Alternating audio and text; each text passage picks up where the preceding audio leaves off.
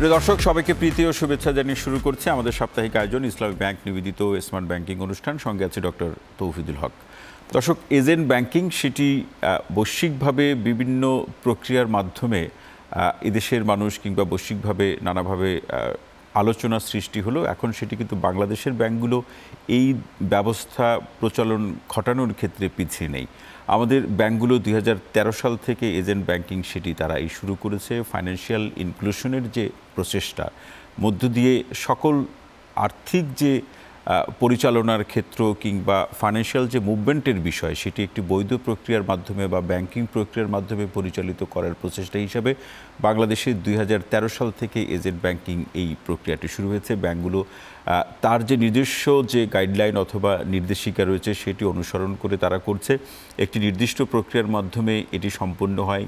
বেশ সেবার এখানে ধরনও রয়েছে, পাশাপাশি বেশ কিছু ঝুঁকির কথা বা অভিযোগের কথা আমরা শুনছি, এর সমাধানও আছে। এই প্রসঙ্গগুলো নিয়েই আজকের আলোচনা করতে চাই। তারই প্রেক্ষাপটে আলোচনার শিরোনাম এজেন্ট ব্যাংকিং, প্রক্রিয়া, সেবা, ঝুঁকি ও সমাধান।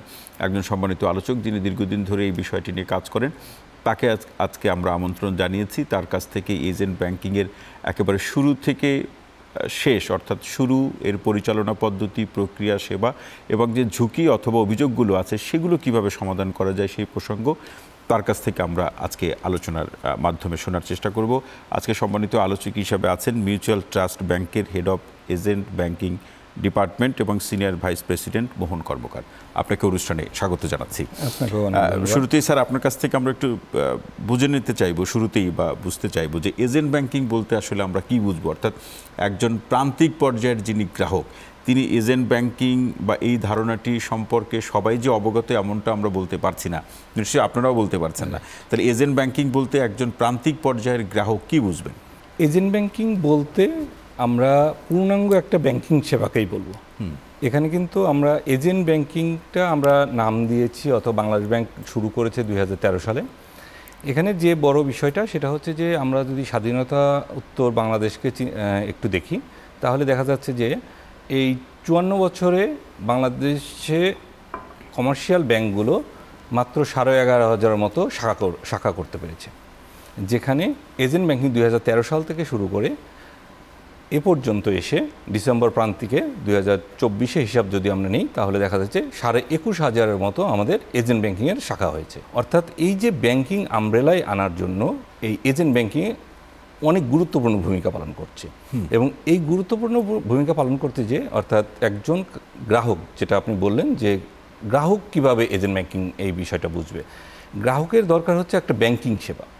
অর্থাৎ সে একটা অ্যাকাউন্ট করবে, সে কিছু ডিপোজিট করবে, সে কিছু উইথড্র করবে, তার আত্মীয় স্বজন যদি বিদেশে থাকে সেখান থেকে পাঠানো রেমিটেন্সটা সে এখান থেকে নিতে পারবে।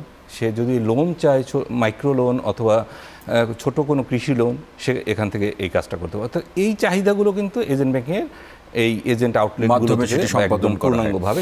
এখন এটি কি নিশ্চয়ই শুধু প্রান্তিক পর্যায়ের যে গ্রাহক তার জন্য শুধু না, শহরে তো প্রান্তিক বৈশিষ্ট্যের মানুষ আছে, তাদের জন্য কি এজেন্ট ব্যাংকিংয়ের সুযোগ আছে কিনা? ওকে, এটা কিন্তু শুধুমাত্র আমরা প্রান্তিক বলতে কিন্তু গ্রামে চলে যাচ্ছি না। বাংলাদেশ ব্যাংকের একটা সুনির্দিষ্ট সার্কুলার আছে যে এজেন্ট ব্যাংকিং যদি আমরা একটা আউটলেট আমরা শহরে করি, তাহলে আপনার গ্রামে 3টা করতে হবে। অর্থাৎ আমরা একদিকে যেরকম একদম আরবান এরিয়াতেও আমরা এজেন্ট ব্যাংকিং করতে পারি এবং রুরাল এরিয়াতেও আমরা এজেন্ট ব্যাংকিং করতে পারি, কিন্তু আমরা বেশি গুরুত্ব দিচ্ছি রুরালকে, কারণ আনব্যাংকড পিপুল কিন্তু আমাদের বেশিরভাগই রুরাল এরিয়াতে। এই জন্য আমরা রুরাল এরিয়াটাকে বেশি গুরুত্ব দিচ্ছি এবং বাংলাদেশ ব্যাংকও কিন্তু এই জায়গাটা বেশি এমফাসাইজ করছে। এবং পাশাপাশি তাহলে একটু প্রক্রিয়ার জায়গাটা একটু শুনে নিই যে কোন কোন প্রক্রিয়াগুলো বা পদক্ষেপগুলো বা পর্যায়গুলো অনুসরণ করে আপনারা এজেন্ট ব্যাংকিংয়ের অনুমোদন দিয়ে থাকেন বা একজন এজেন্টকে এই এজেন্ট ব্যাংকিং পরিচালনার দায়িত্ব অর্পণ করেন। এজেন্ট ব্যাংকিং কাউকে দিচ্ছি এবং ওখানে যখন কোনো কাস্টমার আসছে আমাদের কাছে, উনি এই কাস্টমার কিন্তু কোনো একটা সুনির্দিষ্ট ব্যাংকের কাছে আসছে, সে কিন্তু কোনো এজেন্টকে কিন্তু সে চিনতে যাচ্ছে না। অর্থাৎ তার কাছে কিন্তু ব্যাংকটাই মুখ্য। এই জন্য বাংলাদেশ ব্যাংক কিছু ক্রাইটেরিয়া দিয়েছে এবং ব্যাংকগুলো, কমার্শিয়াল ব্যাংকগুলো এখন 31টা ব্যাংক হচ্ছে এই এজেন্ট ব্যাংকিং সেবা পরিচালনা করছে। প্রত্যেকটা ব্যাংকের আলাদা নীতিমালা আছে এজেন্ট সিলেকশনের জন্য। বাংলাদেশ ব্যাংক যেরকম সুনির্দিষ্ট কিছু নীতিমালা দিয়েছে, একই সাথে ব্যাংকগুলো কিছু নীতিমালা অনুসরণ করছে। নীতিমালার বাংলাদেশ ব্যাংকের নীতিমালাগুলোর মধ্যে প্রধান যে নীতিমালাগুলো আমরা দেখি সেখানে দেখা যাচ্ছে যে কাউকে আমরা একটা এজেন্ট দিতে গেলে সে কোনো অবস্থাতেই ঋণ খেলাপি হতে পারবে না, যেটা আমরা সিআইবি চেকের মাধ্যমে আমরা এটা বের করে নিয়ে আসি। এটা মানে প্রধান কন্ডিশনগুলোর মধ্যে একটি, প্রধান কন্ডিশনগুলোর একটা, সে কোনো অবস্থাতে ঋণ খেলাপি হতে পারবে না, তার এগেনস্টে কোনো ক্রিমিনাল কেস থাকতে পারবে না, যেটা আমরা পুলিশ ভেরিফিকেশনের মাধ্যমে এটা আমরা নিশ্চিত করে থাকি। এবং এই লোকটা আর্থিকভাবে সলভেন্ট হতে হবে, অর্থাৎ সে যেহেতু ব্যাংকিং সার্ভিসটা প্রদান করবে, আর্থিকভাবে তাকে এই মানে বিরূপ পরিস্থিতি ট্যাকেল দেওয়ার মতো তার অ্যাবিলিটি থাকতে হবে। এই জিনিসগুলো হচ্ছে বাংলাদেশ ব্যাংক থেকে সুনির্দিষ্টভাবে বলে দেওয়া আছে। এখন ব্যাংকগুলো কি করছে, ব্যাংকগুলো আরও এর সাথে কিছু অ্যাডিশনাল কিছু জিনিস দেখছে। সেই জিনিসগুলোর মধ্যে একটা, যেরকম আমরা কাউকে যখন কোনো এজেন্ট সিলেক্ট করি তাকে অবশ্যই যে এলাকায় এজেন্ট দেবো সেই এলাকার পার্মানেন্ট রেসিডেন্ট হতে হবে। অর্থাৎ বাইরের একজন এসে অন্য এলাকায় যখন এজেন্ট ব্যাংকিং করতে যায় তার কিন্তু গ্রহণযোগ্যতা ওই লেভেলে থাকে না, যার জন্য আমরা স্থায়ী কোনো বাসিন্দা, বিশ্বাসের একটা প্রশ্ন থেকে যাচ্ছে। একই সাথে তার যে গ্রহণযোগ্যতা, সামাজিকভাবে যে গ্রহণযোগ্যতা থাকে সেই গ্রহণযোগ্যতারও এখানে থাকতে হবে। মানে এর যে, এবং একই সাথে ব্যক্তি কেমন, যেটা আপনি বললেন, তার প্রতিবেশী যারা বা যাদের সাথে সে ব্যবসা বাণিজ্য করছে তারা তাকে কিভাবে দেখছে, এই ধরনের সার্টিফিকেট এই অর্থে না, এই শুনে নেন তো আপনারা? জি অবশ্যই। আমরা যখন কোনো এজেন্টকে সিলেকশন করতে যাচ্ছি তখন এই রকম মানে আমাদের এটা ফিজিবিলিটি স্টাডি বলি আমরা। একদিকে যেরকম ওই মার্কেটটা আসলে এজেন্টের জন্য মূলত বিজনেস ভায়াবল হবে কিনা, একই সাথে যিনি এজেন্ট হচ্ছেন উনিও এই এলাকায় সার্ভিসটা দিতে পারবেন কিনা এবং তার গুডউইলটা কি লেভেলে আছে, সেই গ্রহণযোগ্যতা তার আছে কিনা। এখানে স্যার এই প্রশ্নটি রেখে বিরতিতে যাচ্ছে, আমরা ফিরে এসে শুনবো। সেটি হচ্ছে যে ব্যাংকের যে শাখাগুলো যে ধরনের সেবা দিয়ে থাকে, এজেন্ট ব্যাংকিংও কি একই সেবা দিয়ে থাকে কিনা, নাকি একটু ভিন্নতা আছে? এই প্রশ্নটি আপনার কাছে রেখে গেলাম, বিরতি থেকে ফিরে এসে আমরা শুনবো। প্রিয় দর্শক, আপনারা দেখছেন ইসলামী ব্যাংক নিবেদিত স্মার্ট ব্যাংকিং অনুষ্ঠান। নিচ্ছে ছোট্ট বিরতি, সঙ্গে থাকুন।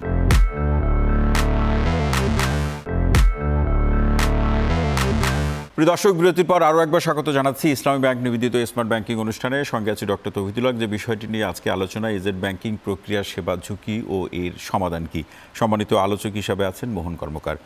স্যার, যে প্রশ্নটি আপনার কাছে রেখে যাওয়া, যে ব্যাংক থেকে, ব্যাংকের ব্রাঞ্চগুলো থেকে যে সেবা পায়, একই সেবা কি এজেন্ট ব্যাংকিং থেকে একজন গ্রাহক পাবেন কিনা? এজেন্ট ব্যাংকিং ব্রাঞ্চের একটা এক্সটেনশন আমরা বলতে পারি। যে জায়গাগুলোতে আমরা কমার্শিয়াল ব্যাংকগুলো আমাদের ব্রাঞ্চগুলো নিয়ে যেতে পারছি না, তার পরিচালন ব্যয়টা কিন্তু অনেক বেশি। একটা কমার্শিয়াল ব্যাংকের ব্রাঞ্চ যদি নিয়ে যায় তাহলে পরিচালনা ব্যয়টা অনেক বেশি থাকে। সেই জায়গাগুলো কাভার করার জন্যই কিন্তু আমরা এজেন্ট ব্যাংকিংগুলো নিয়ে যাচ্ছি। তো এই এজেন্ট ব্যাংকিংয়ে একজন কাস্টমার তার দৈনন্দিন যে ব্যাংকিং প্রয়োজনীয়তা আছে সব ধরনের সেবা এখান থেকে নিতে পারবে। শুধুমাত্র একটা জিনিস, ফরেন ট্রেড যেটা আমরা বলি, যেটা বাংলাদেশ ব্যাংকের গাইডলাইনে সুনির্দিষ্টভাবে বলা আছে যে ফরেন ট্রেড বাদ দিয়ে যত ধরনের বিজনেস আছে সব ধরনের বিজনেস এখান থেকে, ফরেন ট্রেড করতে হলে তাকে ব্রাঞ্চে যেতে হবে। ফরেন ট্রেড বাদ দিয়ে যত ধরনের ব্যাংকিং সেবা আছে সে এখান থেকে নিতে পারবে। অর্থাৎ account opening, deposit, withdrawal, fund transfer, utility bill payment, remittance, সব ধরনের সেবাই কিন্তু সে এখান থেকে নিতে পারছে। অর্থাৎ একটা পূর্ণাঙ্গ ব্রাঞ্চের সেবা কিন্তু সে একদম হাতের কাছে বসে এই জিনিসটা পাচ্ছে। গ্রামে গঞ্জে যেখানেই বলে সে এই সেবাগুলো নিতে পারছে সে। এবং এই বিভিন্ন সময় আসলে এই সেবার সূত্র ধরে বিভিন্ন অভিযোগ সৃষ্টি হচ্ছে। সেই অভিযোগগুলো কি আপনাদের কাছে এটা মনে হয় কিনা, নিশ্চয়ই আপনাদের তদন্ত আছে, বিচার বিশ্লেষণ রয়েছে, যে ফাইন্যান্সিয়াল ইনক্লুশনকে একটা ফর্মাল চ্যানেলের মধ্যে নিয়ে আসা বা ব্যাংকিং চ্যানেলের মধ্যে নিয়ে আসা, এর বাইরে স্থানীয় পর্যায়ে বা ব্যক্তি পর্যায়ে নানা ধরনের মানুষকে অর্থ ধার দেওয়া, সহায়তা করার প্রসঙ্গ আছে। এই ধরনের পর্যায়ের সাথে কনফ্লিক্টের কারণে কি অভিযোগ তৈরি হচ্ছে, নাকি 2013 সাল থেকে শুরু হওয়া, একেবারে খুব বেশি পুরাতন সেটাও আমরা বলতে পারছি না, একটা কাঠামোর মধ্যে আনতে গিয়ে শুরুর দিকে যে ঝুঁকি তৈরি হয় ব্যাপারগুলো সেটি কিনা, নাকি ওই ব্যক্তি পর্যায়ের সাথে একটা দূরত্ব আছে? 2013 সাল থেকে শুরু করেছি, আসলে এটার বয়স এখনও খুব বেশি হয়নি। বিভিন্ন ধরনের পরিবর্ধন পরিমার্জনের মাধ্যমে অ্যাকচুয়ালি এজেন্ট ব্যাংকিং এগিয়ে যাচ্ছে। তবে ঝুঁকিটা তৈরি হয় তখনই সাধারণ লোকজন, গ্রামের বলি আর শহর বলি, সাধারণ লোকজন যারা অ্যাকচুয়ালি ব্যাংকিং আমব্রেলার আন্ডারে নেই, তারা যখন ব্যাংকের কাছে আসে, আমরা কিন্তু শুরুতেই বলেছি যে এজেন্ট হচ্ছে স্থানীয়ভাবে গ্রহণযোগ্য একজন ব্যক্তি। তাকে যখন আমরা এজেন্ট দিচ্ছি কোনো ব্যাংকের, সেই এজেন্টের কাছে অনেক লোক অনেক বিশ্বাস করে কিন্তু এই লেনদেনগুলো করছে। এই লেনদেনের ক্ষেত্রে প্রত্যেকটা ব্যাংকেরই অনেক ধরনের সিকিউরিটি মেজার নিয়ে আসে। সিকিউরিটি মেজারের মধ্যে প্রথম হচ্ছে প্রতিটা ট্রানজ্যাকশনের জন্য সে কিন্তু একটা SMS পায় এবং ট্রানজ্যাকশনগুলো কিন্তু তার ফিঙ্গারপ্রিন্টের মাধ্যমে হয়। আমরা সবাই জানি যে একজন মানুষের ফিঙ্গারপ্রিন্ট কখনোই আরেকজনের সাথে ম্যাচ করে না। তো এই ফিঙ্গারপ্রিন্টের মাধ্যমে কিন্তু সমস্ত ট্রানজ্যাকশনগুলো হয় এবং প্রতিটা ট্রানজ্যাকশনের একটা SMS অ্যালার্ট তাকে দেওয়া হয়। এই জিনিসগুলো যখন আমরা মেনটেন করি তাহলে কিন্তু ঝুঁকিগুলো থাকছে না, প্রতারিত হওয়ার কোনো সম্ভাবনা থেকে যাচ্ছে না। কিন্তু বেশিরভাগ ক্ষেত্রেই দেখা যায় এই গ্রামের লোকজন ব্যক্তিগত সম্পর্ক তৈরি করে তখন দেখা যাচ্ছে যে হয়তো তার কাছে পকেট ব্যাংকিং আমরা যেটা বলি, যে এই পকেট ব্যাংকিংগুলো তা আপনার কাছে টাকা আমি দিলাম, ঠিক আছে ভাই, আমার সার্ভার হয়তো কাজ করছে না, অথবা আমি রিসিপ্টটা এখন দিতে পারছি না, অথবা SMS-টা এখন যাচ্ছে না, এই ধরনের কথা বলে প্রলোভন দেখিয়ে তার কাছ থেকে কিন্তু এই ধরনের টাকাগুলো নিচ্ছে। এই ধরনের ছোট ছোট কিছু ইনসিডেন্টস আমাদের এখানে পুরা ইন্ডাস্ট্রিতেই কিছু ঘটেছে, বাট এটা আমি বলবো যে খুবই নেগলিজিবল। আমাদের নতুন একটা সার্ভিস যখন নিয়ে যাওয়া হয় তার কিছু সুবিধা অসুবিধা শুরুর দিকে যে পরিস্থিতি থাকে না, সেক্ষেত্রে গ্রাহক কিভাবে সতর্ক থাকবে? গ্রাহকের আমরা সবসময় যেটা বলি, এবং প্রতিটা ব্যাংক এবং বাংলাদেশ ব্যাংকেরও বেশ কিছু জিনিস আছে যেগুলো হচ্ছে সচেতনতামূলক। সেক্ষেত্রে গ্রাহকদেরকে আমরা প্রথমেই একটা জিনিস বলে দিই যে আপনি আঙ্গুলের ছাপ ছাড়া কোনো অবস্থাতেই টাকা উইথড্রল বিশ্বাস করবেন না, এটা একটা বিষয় হতে পারে। আর একটা হচ্ছে যে আপনি যখন টাকা জমা দিচ্ছেন আপনার মোবাইলটা একটু চেক করে নেবেন যে আপনার SMS-টা আপনি পেয়েছেন কিনা। যদি আপনার মোবাইলে আপনি SMS-টা পেয়ে থাকেন তাহলে আপনি নিশ্চিত থাকবেন যে এই টাকাটা অবশ্যই ব্যাংকে জমা হয়েছে। ওই আউটলেট না হোক, আপনি যে কোনো ব্রাঞ্চে যান, যে কোনো অন্য আউটলেটে যান, আপনি যেখান থেকে ইচ্ছা কিন্তু আপনার টাকার উইথড্র করতে পারবেন, অর্থাৎ আপনি নিরাপদে থাকবেন। অর্থাৎ আপনার মেইন সিকিউরিটি হচ্ছে যে আপনি একটা সিস্টেম জেনারেটেড আপনি একটা স্লিপ পাচ্ছেন, একই সাথে আপনি একটা SMS অ্যালার্ট। মানে কোনোভাবে যাতে পকেট ব্যাংকিং এর দিকে সে ধাবিত না হয়। গ্রাহকের এই সচেতনতাটুকু অবশ্যই দরকার আছে। যদি গ্রাহক সাধারণভাবে একটু সচেতন হয় তাহলে এই জিনিসটা কিন্তু আর ঘটার সম্ভাবনা কম থাকে। একই সাথে আমরা যে বলতে পারি বাংলাদেশ ব্যাংক প্রত্যেকটা ব্যাংকেই একটা সুনির্দিষ্ট তারিখে প্রতি বছরের মার্চ মাসের প্রথম সোমবার, প্রতি বছর মার্চ মাসের প্রথম সোমবার ফিনান্সিয়াল লিটারেসি ডে নামে একটা ডে পালন করে বাংলাদেশ ব্যাংক। এই ডেতে সবগুলো কমার্শিয়াল ব্যাংকে বাংলাদেশ ব্যাংক কিন্তু সচেতনতামূলক বিভিন্ন ধরনের কার্যক্রম করার জন্য ব্যাংকগুলোকে নির্দেশ দিয়ে থাকে। প্রত্যেকটা বাণিজ্যিক ব্যাংক কিন্তু এই গ্রাহক সচেতনতা তৈরি করে থাকে। তো এই সচেতনমূলক বিষয়গুলো যদি একটু গ্রাহকরা লক্ষ্য করে তাহলে তা প্রতারিত হওয়ার সুযোগ থাকে না।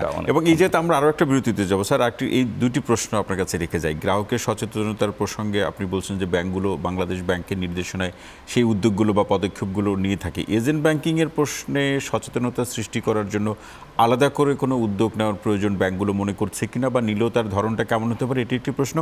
পাশাপাশি যে অভিযোগগুলো আপনারা পেয়ে থাকেন সেই অভিযোগগুলোর নিষ্পত্তি আপনারা কিভাবে করেন, এই দুটি প্রশ্ন আপনার কাছে রেখে গেলাম। বিরতি থেকে ফিরে এসে শুনবো। প্রিয় দর্শক, আপনারা দেখছেন ইসলামী ব্যাংক নিবেদিত স্মার্ট ব্যাংকিং অনুষ্ঠান। আরও একটি বিরতি নিচ্ছি, ফিরছি একটু পরেই।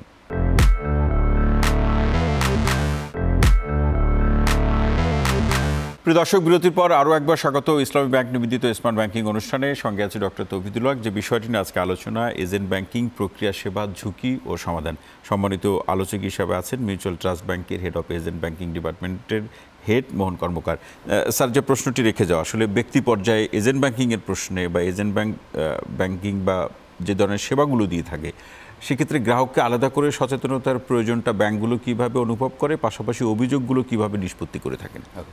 হ্যাঁ, এই গ্রাহক সচেতনতা সবচেয়ে গুরুত্বপূর্ণ বিষয় এজেন্ট ব্যাংকিংয়ের ক্ষেত্রে। কারণ আমরা কিন্তু ব্যাংকের পুরো একটা শাখার দায়িত্ব, আমি বলবো যে শাখার দায়িত্ব কিন্তু আমরা একজন থার্ড পার্টিকে দিয়ে দিচ্ছি। সো এই জায়গায় কিন্তু খুব বেশি গুরুত্বপূর্ণ হচ্ছে সচেতনতা। এই সচেতনামূলক কার্যক্রমের জন্য ব্যাংকগুলো বিভিন্ন ধরনের কার্যক্রম করে থাকে, সোশ্যাল মিডিয়া ইউজ করে থাকে, ইলেকট্রনিক মিডিয়া ইউজ করে থাকে, সেখানে বিভিন্ন ধরনের প্রচারণামূলক ব্যবস্থা নিয়ে থাকে।